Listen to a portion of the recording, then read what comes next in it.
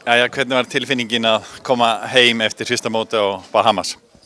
Það var ótrúlega gott, það var reyndar ekki alveg besta veðrið en það líka bara kósí heima fílingur í því þannig að rosalega mikið að gera samt þannig að já eins og ég segi, ég er aldrei uppteknari en þegar ég er á Íslandi. Hvað ertu búin að vera að snúast?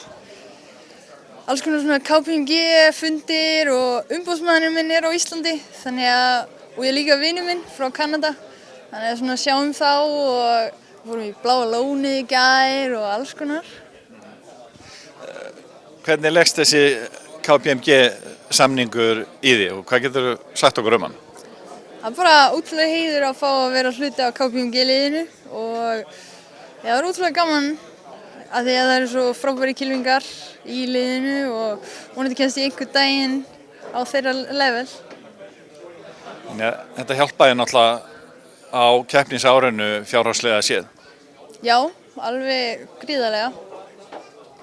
Hvað tekur núna við hjá þér næsta mót og síðan eftir það? Getur þú sagt okkur aðeins frá því?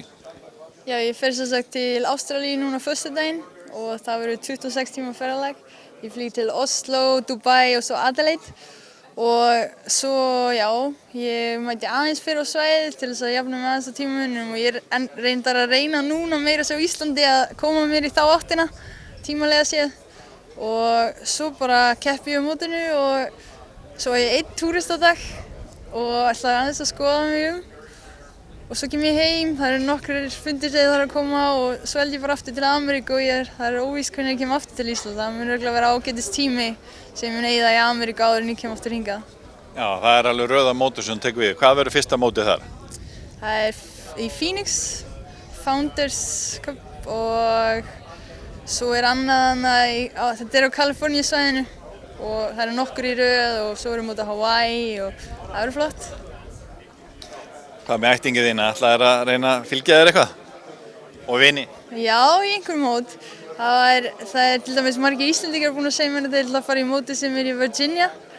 Þannig að þeir ætla að fjölmenna á Virginia mótinu og svo bara hvenær hendar fjölskyldumeðlimum mínum að koma. Hvað tókstu með þér svona frá Bahamas? Fórstu að vinna í einhverju sérstöku eða ertu alltaf mest að vinna í þessu stuttarspilinu og því pútunum? Já, ég myndi segja ég eyði svona allavega 90% af tímanum í stuttarspili þannig að það er alveg mikil hluti af því og í rauninni var ég ekkert að bara halda áfram því sem ég hafði verið að vinna í fyrir Bahamas og já, kannski auka aðeins að æfa slátt.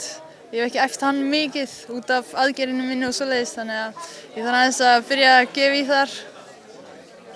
Svona þegar þú horfir tilbaka eftir þetta fyrsta mót og ert búin að melta þetta aðeins, sérðu eitthvað sérstakt svona, ég meina, þú ætlar bara að halda frá þínu striki eða eitthvað svona sem þú ætlar að fara að vinna meir í?